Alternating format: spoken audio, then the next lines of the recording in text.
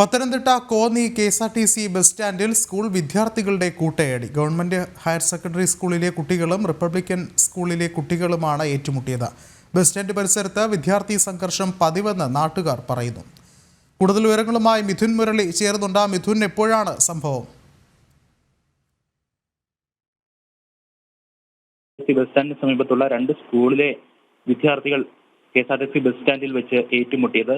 Government higher secondary സ്കൂളിലെ കുട്ടികളും Republican സ്കൂളിലെ കുട്ടികളുമാണ് ഏറ്റുമുട്ടിയത്. ഇരട്ടപ്പേര് വിളിച്ചു എന്ന് പറഞ്ഞുകൊണ്ടായിരുന്നു ഇരു വിഭാഗങ്ങളായി തിരിഞ്ഞുകൊണ്ട് കുട്ടികൾ ഏറ്റുമുട്ടിയത്. ഈ ദൃശ്യങ്ങളാണ്, CCTV ദൃശ്യങ്ങളാണ് ഇപ്പോൾ പുറത്തായിരിക്കുന്നത്. ഈ ഭാഗത്ത് വിദ്യാർത്ഥികൾ സംഘർഷം ഉണ്ടാക്കുന്നത് പതിവാണെന്ന് നാട്ടുകാരും പറയുന്നുണ്ട്. ഇന്നത്തോടുകൂടി ഈ സ്കൂളിലെ അധ്യയന വർഷം അവസാനിക്കുകയാണ്. ഇനി പരീക്ഷയാണ്. അതിന് മുമ്പുണ്ടായ ഒരു സംഘർഷമായിരുന്നു ഈ വലിയ കൂട്ടയടിയിലേക്ക് രണ്ട് വിഭാഗങ്ങളായി തിരിഞ്ഞുകൊണ്ട് ആക്രമിക്കുന്ന സംഭവത്തിലേക്ക് തിരിഞ്ഞത്. ആർക്കും അങ്ങനെ വലിയ പരിക്കുകളൊന്നുമില്ല.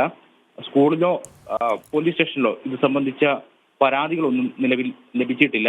ഈ KSRTC ബസ് സ്റ്റാൻഡിലേക്ക് രണ്ട് സ്കൂളിലെയും വിദ്യാർത്ഥികൾ എത്തുകയും പിന്നീട് ചേരിതിരിഞ്ഞ് വിവിധ സംഘങ്ങളായി തിരിഞ്ഞുകൊണ്ട് തമ്മിൽ തല്ലുകയുമായിരുന്നു.